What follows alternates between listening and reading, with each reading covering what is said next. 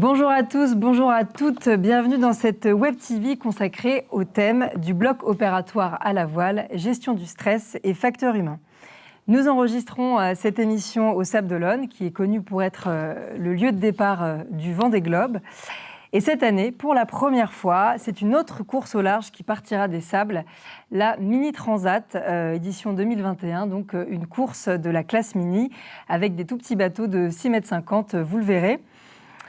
Et alors du coup, je vous présente tout de suite nos invités, donc Jean-Marie Gézéquel, donc le skipper de cette Mini Transat. Bonjour. Et le docteur Antoine Watrelot, chirurgien gynécologue basé à Lyon et qui est président de Fondapro, le sponsor majeur donc du petit bateau de JM. Salut Antoine. Alors pourquoi le bloc, la voile, le rapport entre les deux? Eh bien le bloc, là je m'adresse aux médecins, eh bien c'est votre quotidien, c'est votre lieu de travail et donc ça vous parle forcément. La gestion du stress aussi, évidemment, puisque ça fait partie de ce que l'on appelle les compétences non techniques. Et on s'appelle ça aussi dans le langage anglais les soft skills. Et les praticiens doivent, au cours de leur carrière, essayer d'acquérir ces compétences non techniques pour savoir comment réagir en cas d'événement indésirable, événement qui peut survenir au bloc, mais bien sûr également en post-opératoire. Donc c'est pour ça que déjà on peut faire ce lien entre les deux. Et la voile, eh bien, forcément, elle est là aussi parce que traverser l'Atlantique, ce n'est pas sans risque. Il faut s'y préparer et il faut donc allier compétences techniques et compétences non techniques. Alors, justement, Fondapro, je rappelle, donc, dont Antoine est le président. Fondapro, c'est donc une fondation sous l'égide de la Fondation de France, une fondation de patients qui a pour but d'améliorer la sécurité des patients, et notamment le lien praticien-patient. C'est bien ça, Antoine? Tout à fait. Ce n'est pas une fondation de patients, c'est une fondation créée d'ailleurs par des médecins, oui, pardon, effectivement. Et par branchés, pour justement s'approcher des patients et essayer de faire un pont entre les médecins et les patients, ce qui est souvent assez peu fait aujourd'hui. Et donc, c'est l'ambition de Fondapro. Et Fondapro, donc, qui est le sponsor de ton petit bateau, Jean-Marie.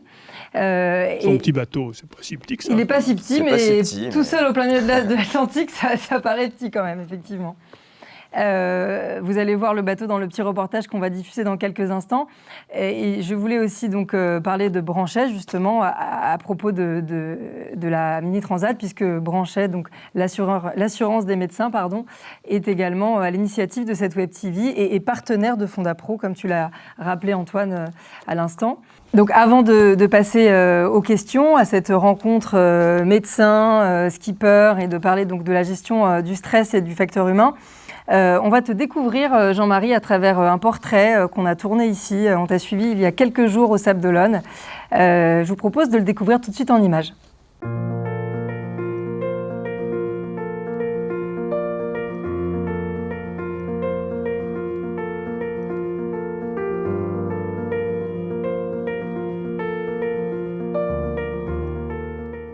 J'ai jamais traversé l'Atlantique, ça va vraiment être une première expérience pour moi, que j'appréhende vraiment de façon positive. Je suis vraiment très impatient d'y être.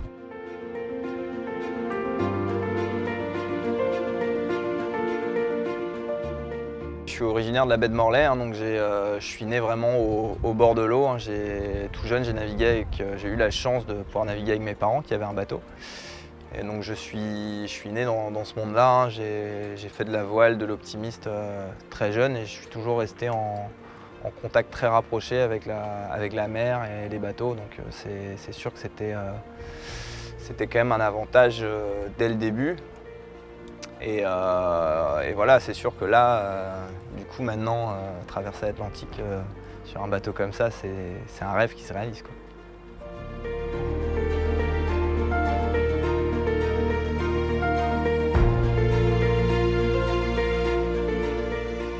Le parcours de la Mini Transat cette année, donc là on est au Sables d'Olonne, donc ils nous ont fait un joli village départ. Et la première étape va nous mener à l'île de la Palma, dont on parle beaucoup en ce moment parce qu'il y a une énorme éruption volcanique. Cette première étape, elle est assez complexe parce que donc déjà elle fait un peu plus de 1200 milles, mais elle est complexe dans le sens où déjà il faut traverser le golfe de Gascogne, qui n'est pas toujours facile à cette époque-là.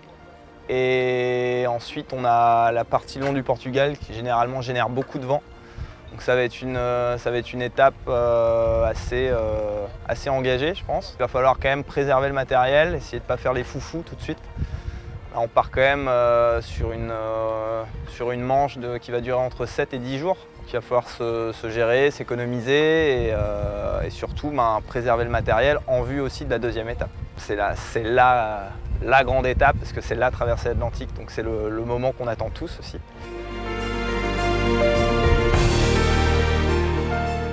Cette année, moi, j'ai la chance d'être suivi par Fondapro. Donc Fondapro, c'est une fondation sous l'égide de la Fondation de France. C'est une fondation créée par des médecins dont le but est de développer des programmes pour améliorer la sécurité des patients et la relation entre le patient et son chirurgien.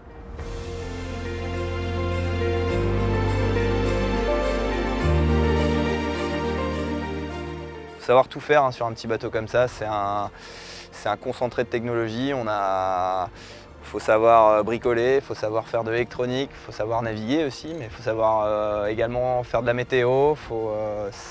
C'est vraiment très très complexe. La préparation physique, moi j'ai un métier qui est quand même relativement physique, donc je me suis aussi entretenu comme ça. Il faut quand même faire un petit peu de foncier, un petit peu de piscine, les sports extérieurs, du kite. Je fais pas que du mini, j'ai d'autres supports nautiques aussi, donc ça entretient un petit peu, mais c'est vrai qu'il faut se dire que dans tous les cas, on va pendant cette régate, il est probable qu'on perde quand même beaucoup de muscles des jambes parce qu'on passe quand même la majeure partie de notre temps assis. Donc généralement on se développe du haut et on perd du bas. Et on perd du poids aussi.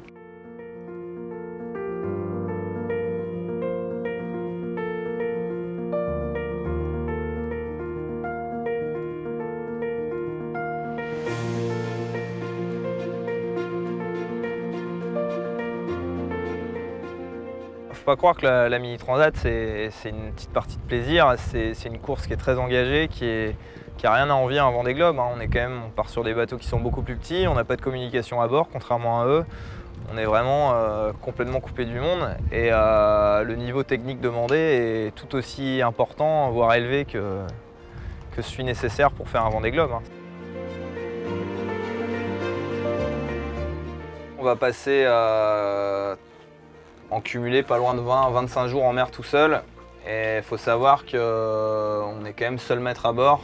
Et une chose est sûre, c'est qu'on n'a pas le droit de tomber à l'eau. Parce que, comme le dit le directeur de course, si on tombe à l'eau, on est mort.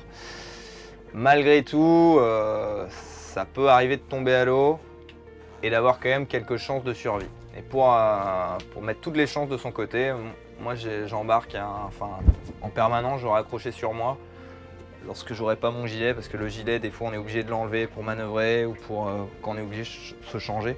Mais cette banane là, c'est une petite sacoche dans laquelle j'aurai toujours une balise de détresse. Voilà, pour pouvoir me repérer. J'ai un sachet de fluorécéine, c'est un sachet qu'on balance dans l'eau qui est toujours vraiment visible. Un couteau, ça peut servir aussi. Mais bon, ça normalement, on est toujours attaché à bord. Et quand je n'ai pas mon gilet sur moi, j'ai au moins un harnais de sécurité. Il faut savoir que nous, sur notre GPS, on n'a pas la cartographie. Du coup, on a simplement les coordonnées GPS, donc latitude, longitude. Et à partir de ce moment-là, on doit les reporter sur nos cartes papier. D'ailleurs, la direction de course nous impose de tenir un petit livre de bord. Donc, ça va être un petit carnet comme ça, sur lequel on va devoir mettre 2 fois par jour notre position, notre cap, notre vitesse, la distance parcourue. On va parler un petit peu de la météo, la pression atmosphérique, l'allure à laquelle on est du vent et les conditions de mer aussi rencontrées. Donc ça, on doit le faire 2 fois par jour. Après aussi, on a un livre de bord, ça peut être consacré à raconter ce qu'on fait, comment on vit nos journées, ce qu'on fait à bord, quand on va dormir. Et tout ça, c'est la direction de course veut en prendre connaissance après notre aventure. Puis à côté de ça, ça fait un joli souvenir une fois qu'on est rentré chez soi. ce qui fait la beauté de cette classe, justement, c'est l'entraide qui est entre les coureurs, c'est la générosité des gens, c'est l'ambiance en fait générale. Je veux dire, là on a un village magnifique et tous les soirs on se retrouve les uns les autres à discuter de tout et de n'importe quoi. On n'est pas forcément focus sur la course, surtout une semaine avant. Et moi c'est vrai que j'ai envie de dire que sur la course, là, il y a 2 ans je connaissais personne ici. Et bah, là j'ai 90 amis en fait.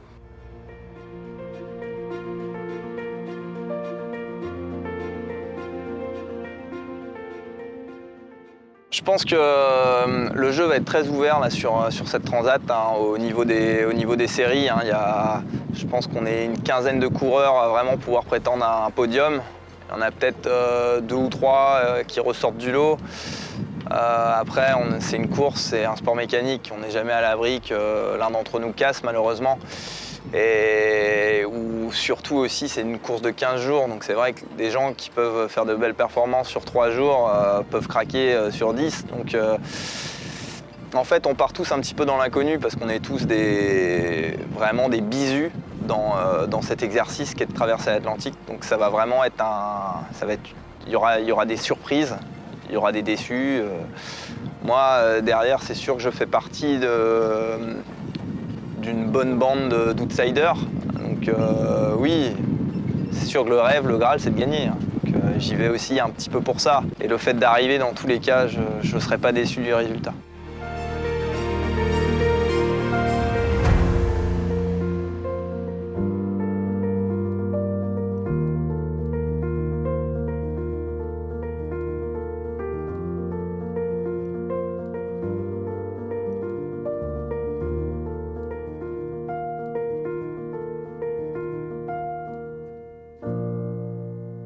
Voilà, un très beau portrait réalisé donc par les équipes d'Axiprod. Jean-Marie, justement, le départ de cette mini-transat, ça devait être demain, dimanche. Et finalement, c'est reporté à lundi à cause de la météo, parce que c'est vrai que vous ne le voyez pas, mais il fait quand même un temps assez déprimant aujourd'hui au sable, comparé à la météo extrêmement clémente qu'il y a eu il y a quelques jours. Comment tu te sens du coup par rapport à ça ? Oui, bah, tout à fait. C'est vrai qu'on a eu 10 jours de temps magnifique là, pour préparer les bateaux au Sable d'Olonne. Là. Et évidemment, le jour du départ, il y a un phénomène météo pas très sympathique là, qui est prévu. Donc la direction de course a préféré, pour la sécurité des coureurs, décaler le départ de 24 heures. On partira donc lundi à 14 heures. Donc moi sinon je me sens très bien. Le bateau il est prêt, le bonhomme aussi. Donc là, les derniers jours avant le départ, c'est vraiment de la préparation météo, un dernier check du matériel de sécurité, du matériel de réparation et tout. Donc pour l'instant, tout va bien. Ok, bah écoute, tant mieux. Si t'es bien organisé, c'est assez important dans ce genre de course. Antoine, par rapport à Fondapro, donc tu en as parlé un petit peu tout à l'heure, est-ce que tu peux nous expliquer pourquoi ça a du sens de sponsoriser Jean-Marie Gézéquiel, donc skipper de la Mini Transat, qui va donc porter les couleurs de Fondapro pendant à peu près 1 mois, je dirais, en cumulé. Pendant 2 mois même. Pendant 2 mois, voilà. Avant de gagner. Peut-être. Espérons. Et quels sont les messages en fait qui sont portés à travers cette Alors course ? c'est vrai que c'est a priori pas évident. Bloc opératoire, la voile. Le rapport a l'air un petit peu étrange. En réalité, je crois qu'il y a un rapport très très net. On a parlé des soft skills, donc ces compétences non techniques qu'on doit tous développer dans notre métier. Et j'ai l'impression que la voile, c'est quelque chose qui peut être un exemple à beaucoup de niveaux. Un exemple parce que dans notre métier, moi je suis chirurgien, on peut avoir une complication brutale et il faut savoir réagir de façon extrêmement rapide. Et je pense qu'on en avait parlé avec Jean-Marie dans la voile, c'est des choses qui arrivent. Je dirais même que l'avatar d'aujourd'hui, de retarder le départ, fait partie des choses que l'on a, ça fait partie des complications de notre vie chirurgicale. Donc on est habitué à se programmer pour quelque chose qui va bien se passer et puis qui tout d'un coup ne se passe pas aussi bien. Et il faut réagir. Et donc le parallélisme entre la voile et le bloc est finalement assez évident, assez proche. Et on est très content de sponsoriser cette transat qui est une vraie aventure pour laquelle, évidemment, nous, on est très loin de ça dans les blocs opératoires. Hein. On ne se met pas, nous, en danger, contrairement aux skippers, mais il y a des similitudes quand même. Et alors toi, justement, Jean-Marie, qu'est-ce que ça pourrait être un événement indésirable en mer ? Bon, un événement indésirable, il peut y en avoir Un exemple. des tas de sortes, hein, mais c'est vrai on se doit être professionnel de l'imprévu parce que un exemple, ça pourrait être par exemple un front qui arrive, donc on voit une bande nuageuse au large et il va falloir l'anticiper. On sait qu'on peut avoir des rafales très violentes dedans, des changements brutaux de direction de vent. Ce qui peut nous amener à déjà réduire la voile en prévision de ce phénomène. Mais derrière, le front peut être beaucoup plus violent que prévu. La mer aussi, d'un coup, peut se lever. Et le bateau peut rapidement partir au tas, hein, ce qu'on appelle, donc se coucher littéralement. Et là, ça peut être un petit peu la pagaille à bord. Donc là, vraiment, surtout, la première chose à faire, c'est de ne pas paniquer, vraiment analyser tout ce qui est possible de faire pour reprendre une bonne marche sur le bateau. C'est une expérience que tu as déjà vécue dans une autre course? Le bateau qui se couche? Ah oui, ça arrive fréquemment, hein. C'est pour ça que c'est vrai que l'accumulation des courses fait qu'on s'habitue, hein, à ce genre de phénomène. Malheureusement, c'est jamais la même chose. Enfin, c'est toujours différent à chaque fois. Donc c'est vrai qu'il faut vraiment se préparer à ça, faire attention. Et malheureusement, il peut arriver de faire une mauvaise manœuvre. Et l'enchaînement derrière peut s'avérer catastrophique parce qu'on peut aller jusqu'à perdre le mât du bateau, ce qui est un événement quand même malheureux pour un début de course surtout. Oui, et on l'a vu dans le reportage, il y a quand même la fameuse balise de sécurité que tu as montrée, la petite sacoche que tu dois toujours garder sur toi, et c'est vraiment un kit de survie qui est ridicule au regard de... Enfin, je dis ça parce qu'on voit la toute petite balise jaune voilà, et c'est vrai qu'on se dit là, s'il y a un problème, est-ce que vraiment ça aide ou c'est plus pour dire j'ai une balise? Alors, bon, dans tous les cas, ça peut aider, c'est sûr. Mais ce qui est certain, c'est que si on tombe à l'eau, les chances de survie sont quand même très très faibles. Il faut savoir qu'on est en solitaire sur nos petits bateaux. On est généralement tous assez éloignés les uns des autres. À cette époque-là, l'eau, elle n'est pas forcément très chaude en Atlantique. Donc c'est pour ça qu'avant tout, il faut toujours s'attacher à bord, quoi. Ça, on peut avoir toujours des appareils de sécurité, donc des balises, de la fluorescéine, donc des éléments d'éclairage. Mais voilà, là où on est le plus en sécurité, c'est sur notre bateau, ça c'est clair. Oui, effectivement, c'est la vraie différence que tu disais, Antoine, avec la chirurgie. Une autre différence qui est assez intéressante aussi, c'est que dans cette course spécifique, qui est assez sévère finalement, les conditions de participation sont assez rudes, vous n'avez pas de communication, aucun moyen de communication, ce qui est aussi, pour le coup, un travail que les chirurgiens essayent de faire pour s'améliorer avec l'équipe, c'est justement de communiquer, essayer de transmettre les bons messages au bon moment. Là, vous êtes tout seul et vous devez reporter sur une carte la météo, les conditions jour après jour, votre carnet de bord. Mais sinon, il n'y a pas vous êtes coupé du monde, quoi, clairement. Ouais, tout à fait, hein, c'est ce que veut cette classe, hein, c'est ce qui fait tout le charme de la classe 650 aussi, hein, c'est naviguer entre guillemets un petit peu à l'ancienne. Bon, après, faut quand même pas oublier qu'à bord, on a quand même des VHF pour pouvoir parler à nos concurrents les plus proches, hein. Donc quand je dis les plus proches, il faut que nos concurrents soient à moins de 5000. Donc 5000, ça fait un peu moins de 10 km. Donc ça peut paraître éloigné, mais au final, sur un océan, c'est pas grand-chose. Et à côté de ça, effectivement, là, pour la météo, on n'a pas Internet à bord, hein, les téléphones sont interdits. Donc on reçoit malgré tout une fois par jour des fichiers météo qui nous sont envoyés par l'organisation via une petite radio qui s'appelle une BLU. Mmh. Et tous les jours, du coup, à 1h de la journée, là ce sera à 15h temps universel, on aura la météo par zone et les classements de tous les bateaux en distance au but.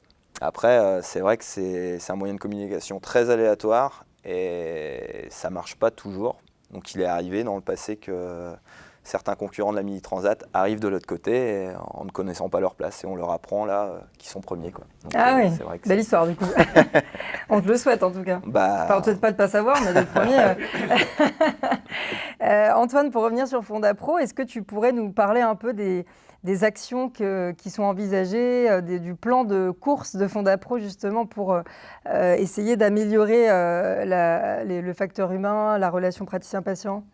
Oui, alors ça fait très longtemps qu'on s'y intéresse. Alors là, évidemment, on s'éloigne un peu de la voile et de cette belle aventure. C'est vrai qu'on a des actions de formation de l'ensemble des chirurgiens depuis longtemps, avec Aspro sous l'égide Branché depuis longtemps. Et puis alors Fondapro, actuellement, a fait un gros effort sur l'information. Vous savez que lorsqu'on opère un patient, il faut absolument qu'on ait informé le patient de l'ensemble des complications possibles, des alternatives, etc. Et donc, on a tout un fonds documentaire de fiches. On a à peu près 400 fiches par intervention. Ce sont les fiches Fondapro, donc, qui sont en libre service, si je puis dire, pour les assurés branchés, mais aussi pour l'ensemble des chirurgiens de France, s'ils le souhaitent, dans la mesure où la fondation est ubiquitaire par définition. Et un des projets actuels, enfin Fondapro, on a beaucoup d'autres, un des projets actuels, c'est effectivement de rendre ce consentement de façon numérique. Et on a travaillé depuis longtemps, ça fait maintenant des années, sur un consentement électronique, enfin le consentement dit éclairé électronique, qu'on appelle C2E pour être plus rapide. Et ce logiciel maintenant marche très très bien, il marche en routine depuis quelques mois et il va être proposé à l'ensemble des 6000 adhérents du cabinet Branché, de façon d'ailleurs gracieuse, si je puis dire, dès la semaine prochaine. Donc c'est vraiment l'aboutissement d'un long processus et d'un long travail. On est très content. Ah oui, effectivement. C'était une course de fond, là. Alors Jean-Marie, juste pour revenir sur la course, est-ce que tu pourrais nous expliquer comment toi tu as mis en place peut-être une routine, peut-être tes propres soft skills pour anticiper au maximum justement le nuage dont tu parles ou d'autres aléas ou événements indésirables. Enfin, les aléas, c'est un peu difficile de les anticiper, mais les événements indésirables connus, voilà, est-ce que tu aurais des...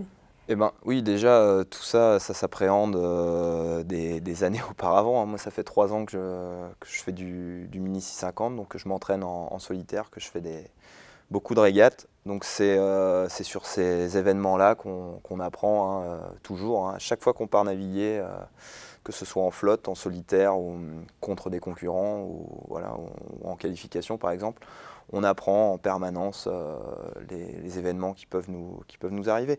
Donc là, moi, effectivement, oui, j'ai une petite checklist en tête.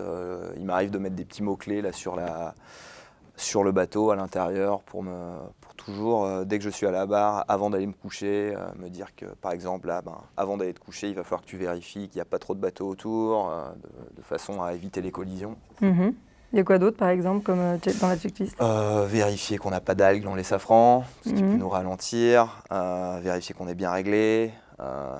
Vérifier aussi que ne pas oublier de manger, pas oublier de boire, bien s'alimenter, aller dormir aussi. Tout ça, c'est des choses qui sont essentielles à la bonne marche du bateau et à la bonne forme du bonhomme aussi. Donc, tout ça, ça rentre vraiment en ligne de compte. Parce que c'est vrai qu'on on perd un peu la notion du temps à bord, finalement. Ou pas? En fait, justement, il ne faut pas oublier justement de garder la notion du temps toujours apparente. C'est-à-dire que toujours essayer de manger à heure fixe, s'installer des routines en fait, de pas s'accorder des temps de sommeil au bon moment. Par exemple, il ne faut vraiment pas attendre d'être fatigué pour aller dormir. Ce qu'on dit, hein, faut manger quand on n'a pas faim, boire quand on n'a pas soif et aller dormir quand on n'a pas sommeil. Donc tout ça, c'est des choses vraiment importantes et c'est ça qui nous fait avancer, nous fait tenir surtout, quoi. Ça s'apparente un peu à des années de garde intense ou pas? Oui, ça c'est peut-être un... Oui, enfin c'est vrai que la gestion de la fatigue probablement est un petit peu identique dans les gardes, probablement. Maintenant, il n'y a pas cette intensité et surtout ce temps long, parce que ça ne dure pas un jour une course. Une garde, en général, ça dure 24 heures, parfois un week-end, mais guère plus. Là, c'est quand même très très long. C'est un autre exercice quand même. Et surtout, c'est essayer de garder un moral stable, donc pas... On peut avoir des moments d'euphorie et des moments de détresse et il faut essayer de se canaliser aussi là-dessus, quoi. C'est pas une mauvaise place au départ qui peut mettre notre course entre parenthèses, hein. Tout n'est pas perdu. En bateau, tant que la ligne d'arrivée n'est pas franchie, tout reste possible en fait, quoi. Et c'est pour ça qu'il faut toujours essayer de rester le plus calme possible et le plus zen. C'est pas toujours facile, surtout quand on est fatigué. Mais malgré tout, c'est une conduite qu'il faut tenir, quoi. Ok, merci beaucoup Antoine d'être venu sur cette Web TV. On va accueillir dans quelques instants le docteur Jean-Yves Ferrand, qui lui est aussi skipper amateur et qui envisage de participer à la Mini Transat en 2023, puisque c'est tous les 2 ans. Et en attendant qu'il arrive sur ce plateau, je vous propose de découvrir son portrait tourné à Lorient il y a quelques jours.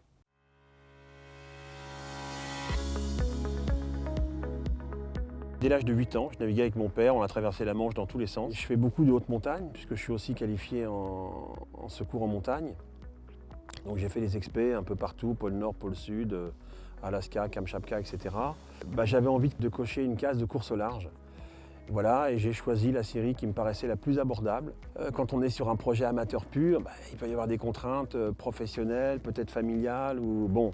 Mais l'idée, c'est de se dire, voilà, moi je vise le haut. Voilà. Et puis si on n'y arrive pas, on a quand même fait un grand parcours de navigation. Il y a plusieurs courses intermédiaires, Mini-en-Mai, Fastnet, etc. Et la SAS éventuellement, aux Açores, qui sont des belles courses. Mais c'est vrai que l'objectif final, moi celui que je me suis fixé, c'est le départ Mini Transat, voilà, octobre 2023. Alors le nom du bateau c'est Game Boy. Voilà, Game Boy. Un peu en opposition avec l'univers un peu du numérique, où des gens sont dans un canapé à faire des choses qui peuvent être sympas malgré tout, mais voilà, ce sera certainement le prochain grand tsunami sanitaire, parce que on est quand même fait pour bouger, donc c'est un gros clin d'œil au monde du numérique. Moi, c'est voilà, mon petit bateau, c'est Game Boy, simplement on aura les vraies manettes, quoi. C'est un bateau qui fatigue beaucoup moins, parce que c'est un bateau à bourron, ça vous pouvez le voir, et ce sont des bateaux, en fait, quand on va naviguer, qui ne mouillent pas. Donc tous ceux qui naviguent savent ce que ça veut dire. Quand on prend des seaux d'eau, quand on est amené à remonter le vent ou à prendre des claques de travers. En fait, tout simplement ici, la forme de la carène fait que la vague est évacuée en dehors et en fait, le bateau ne mouille quasiment pas. Est-ce qu'un échec est professionnel, sur un patient, est superposable à un problème en mer ? Je dirais oui, parce que de toute façon, on est obligé de comprendre un peu ce qui s'est passé. Donc, sur un patient, qu'est-ce qui a fait que j'ai une situation d'échec ? Est-ce que je me mets en cause ? Est-ce que je mets en cause le patient sur des choses qui n'ont pas été respectées ? En mer, ça va être pareil. Pourquoi est-ce que ma barre a cassé ? Est-ce que j'ai fait une erreur ? Est-ce que c'est un mauvais réglage ? Est-ce que c'est un problème de structure d'un chantier ? Est-ce que... voilà. Donc on va pouvoir effectivement avoir le même type de réflexion, trouver la cause. Dans les navigations, on nous dit toujours qu'il faut avoir ce qu'on appelle une humeur stable. C'est vrai qu'on connaît des situations qui sont magnifiques. Vous avez des levées de soleil, des couchers de soleil, vous avez des descentes de spi dans la houle qui sont magnifiques. Et on pourrait se laisser un peu emballer. Il faut rester vraiment tout le temps calme. Pourquoi ? Parce que si jamais vous avez un pépin qui arrive, si jamais vous êtes monté très haut, vous irez très bas. Quand on va opérer, on va retrouver cette espèce d'ambiance, de zénitude, de préparation. L'idée dans ces cas-là, c'est de se dire, voilà, j'ai une activité sportive engagée, j'ai connu des situations très difficiles. Si jamais dans mon métier, je suis amené à avoir des relations difficiles, j'ai connu une situation et j'ai été capable de gérer ça. Et donc on va pouvoir le transposer et ça pourra nous donner une assistance mentale pour gérer une situation difficile.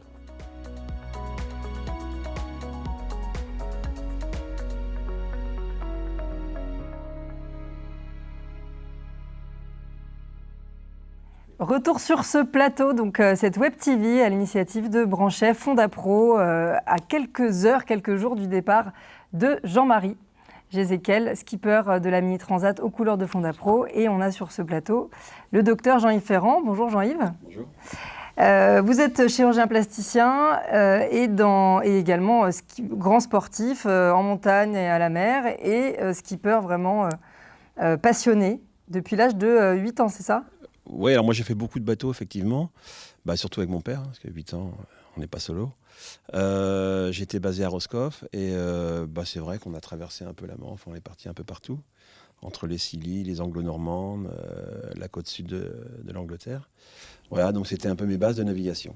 Bon, super. Et depuis, même si vous êtes devenu chirurgien, que ça prend du temps, vous avez réussi à avoir cette soupape, comme on l'a vu dans le reportage, justement, cette soupape qui est le bateau. Et c'est important pour vous Oui, alors après, il y a eu la phase d'internat, en fait. Alors moi, j'étais quand même d'abord de la voile, puis ensuite professionnel en planche à voile. Donc ça, c'était durant toutes mes études. J'avais mon école de planche à voile à Roscoff, et puis je courais Je courais sur le circuit planche à voile open à l'époque en division 2. Ensuite, j'ai dû arrêter quand il y a eu l'internat clinica, parce que là, honnêtement, on est vraiment focus sur le temps de formation. Puis ensuite, j'ai tout doucement repris, en louant des bateaux, voilà, à la fois en France, pas mal à la Trinité, et puis aussi à l'étranger. Et ensuite, je me suis dit un jour, tiens, j'ai vraiment envie de cocher la case en course au large. Et alors il y avait plusieurs possibilités, mais effectivement je me suis rapproché de la classe mini. J'ai pas mal de copains qui déjà couraient dans la classe mini, donc je savais qu'un jour ou l'autre ça allait me titiller. Et donc moi j'ai démarré en 2018, mes premières courses en classe mini. Et ça vous a donné une bonne idée de ce que vous étiez capable de faire dans 2 ans. L'idée. Alors ce qui est intéressant dans la classe mini, c'est qu'on a vraiment tout un circuit de formation. C'est-à-dire que c'est pas une course ponctuelle qui va, comme la Transquadra par exemple. On a vraiment des belles courses, on va se voir progresser un peu au fil du temps, on va se challenger un peu parce qu'on arrive à peu près à se situer parmi les concurrents, et puis on se challenge un peu sur chaque course, avec des ambitions qui deviennent un peu de plus en plus importantes. Et puis effectivement, l'aboutissement, c'est la Mini Transat. Voilà, donc pour moi, c'est 2023. Oui, c'est ce que je disais, c'est un peu le Graal, la Mini Transat. Vous connaissez d'ailleurs Oui, tout à fait. On habite dans le même coin, à Bête-Morlaix. Exactement. Donc vous êtes déjà entraînés ensemble à Lorient, au centre d'entraînement On a dû faire quelques naves ensemble, et puis, mais surtout on a été concurrents sur l'eau. On a été concurrents sur l'eau. Sur quelle course, sur quelle On a fait la Plastimo. Puis la Plastimo et la Trans-Gascogne. Puis la Pourrou cette année. Exactement, Pourrou Challenge, exactement. Et donc le classement final entre vous deux? Alors d'abord, on n'était pas dans la même catégorie. Et puis nous, on a cassé sur la deuxième étape. Donc on est rentré en mode dégradé. Du coup, j'ai pas on devait être 5e, je crois, sur la première étape. Et puis 7 ou 8 sur la deuxième. On est rentré. Mais bon, malgré tout, en tourmentant, on glissait à 12 nœuds. Ça fait combien de kilomètres, 12 nœuds pour les 12 nœuds pour un bateau, c'est pas mal. C'est en gros 24, quoi. Vous multipliez par 2. Et puis 24 km. On arrive à 24 km. Alors, c'est pas très rapide. C'est le moyen de locomotion le plus lent, le bateau, quand même. Oui, c'est vrai. Mais malgré tout. Sur un petit bateau comme ça, léger, c'est quand même impressionnant. Alors, par rapport à votre activité de chirurgien, est-ce que on peut faire un parallèle sur la prise de décision finale en cas d'événements indésirables, quand on est à bord et quand on est au bloc? Est-ce que finalement le chirurgien doit à un moment donné trancher ou pas? Ou est-ce qu'il doit vraiment... c'est lui qui a le mot final s'il y a une discussion, s'il y a un événement indésirable, pardon? Oui, alors, clairement, à un moment, il faut trancher. Quand il y a quelque chose d'urgent qui arrive, on ne peut pas tourner autour du pot indéfiniment. Alors par contre, au bloc opératoire, on va quand même rester en équipe. On s'imagine au bloc. Malgré tout, il y a un anesthésiste. Donc si on doit gérer une hémorragie, l'anesthésiste est à côté de nous. Évidemment, il y a un temps chirurgical et il y a un temps de réanimation. Donc il va être pris en charge dès le bloc par l'anesthésiste. En bateau, on ne l'a pas. On est vraiment pour nous-mêmes, quoi. Oui, voilà. C'est la différence, quoi. C'est une différence quand même qui compte. Après, je veux dire, perdre une course, c'est ce que je dis, c'est pas grave. Perdre un malade, c'est une catastrophe. Donc ça relativise aussi. Mais pour autant, quand on va être en mer, nous, on est vraiment solo.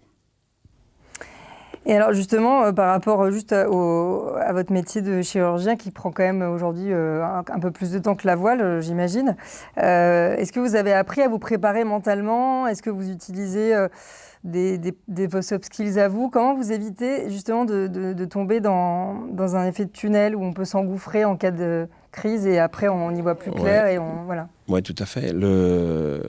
Alors moi, c'est vrai que j'ai toujours eu l'habitude d'avoir des activités physiques. Je fais également beaucoup de montagne, mer et montagne.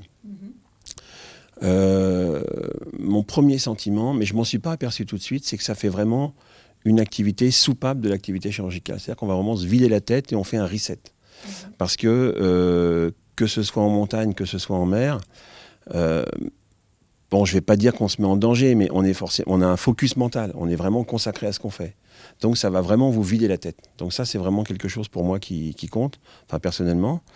Et puis ensuite, deuxième chose, Jean-Marie en parlait, c'est qu'on peut se trouver dans des situations vraiment difficiles en mer, dans des vracs pas possibles, ou dans des pannes d'électronique, c'est aussi un événement majeur. Donc l'idée, c'est de se dire, voilà, je connais des situations très difficiles, je suis dans mon métier, j'ai une situation difficile, mais j'ai connu plus dur et je m'en suis sorti. Voilà. Donc ça peut vous aider mentalement, ça crée de la force mentale, si vous voulez. Oui, puis il y a aussi, pour revenir à ce que disait Jean-Marie tout à l'heure, quand on est en mer, il faut avoir ce que vous disiez, une attitude constante. Il faut et c'est un peu pareil au bloc finalement. Pour le coup, là, c'est un point commun. Ouais, alors là, la panique, c'est terrible, parce que ça brouille toutes les décisions. Donc il faut effectivement garder ce qu'on appelle une humeur stable. Ce qui n'est pas toujours simple. C'est pas toujours facile, non, mais je dis pas que c'est facile, mais enfin, en tout cas en mer, c'est majeur, et au bloc, la panique, c'est une catastrophe, quoi. Vous avez d'ailleurs écrit, Jean-Yves, un mémoire pour Sciences Po Paris sur la pression conflictuelle et l'exercice médical en France. Donc là, c'est un peu un autre sujet. On vient vraiment sur l'histoire de la responsabilité médicale un petit peu aussi. Pourquoi vous avez fait ce mémoire ? Quel message vous vouliez faire passer par rapport à ça ? Alors d'abord parce que ce que disait le docteur Waterloo, ça n'a pas été tellement étudié. En fait, l'idée, c'était de reprendre un peu toute la relation médecin-malade sur le versant un peu des aspérités qu'on peut retrouver, des difficultés ou autres, parce que on sent de toute façon, quand on a de l'expérience, que c'est une pression qui va augmenter, quand on en parle un peu avec les collègues et les confrères. Donc moi, j'ai effectivement eu la chance de faire Sciences Po Paris, donc c'est le travail que j'avais rendu à la fin des études. Oui. Je reprenais un peu toute l'historique, toute l'évolution de la relation médecin-malade, voilà. Sur le versant des aspérités. Ok. Jean-Marie, quel regard portes-tu sur le métier de chirurgien ? Moi, je trouve je trouve que c'est un métier remarquable.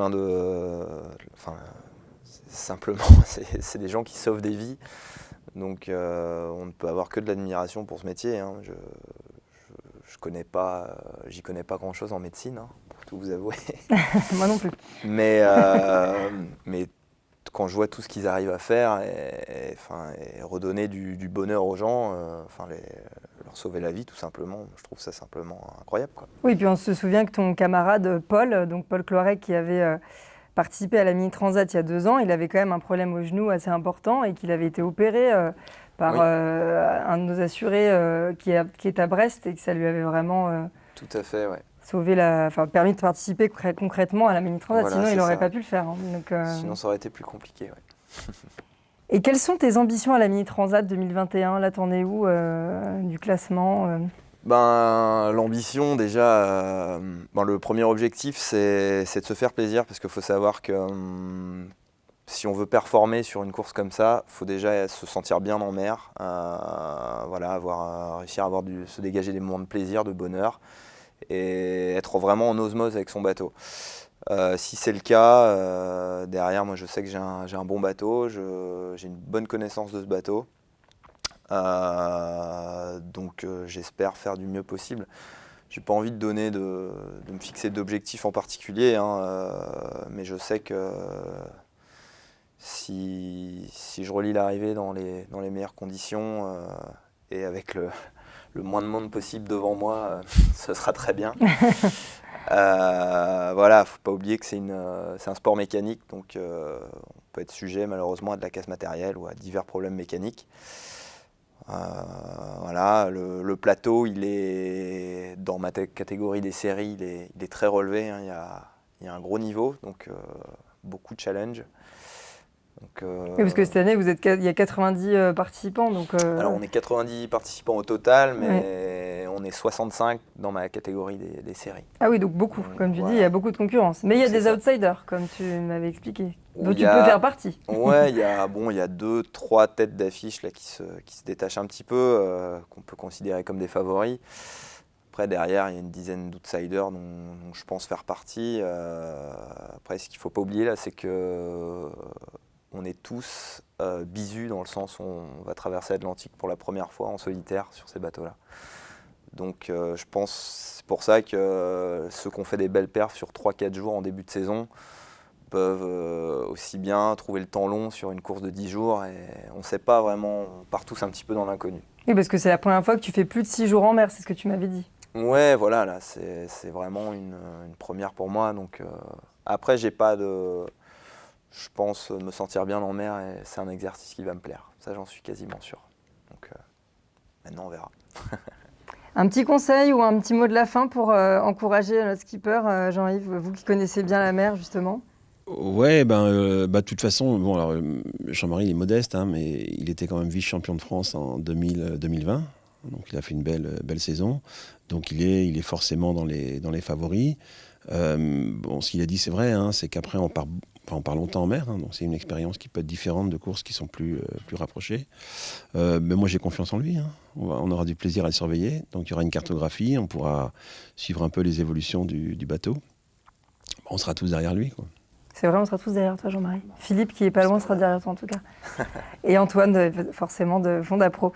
Merci beaucoup à tous les deux. Un grand merci à l'équipe d'Axiprod pour l'émission et bien sûr à Brancher l'assurance des médecins et à Fondapro, le sponsor également du bateau de Jean-Marie.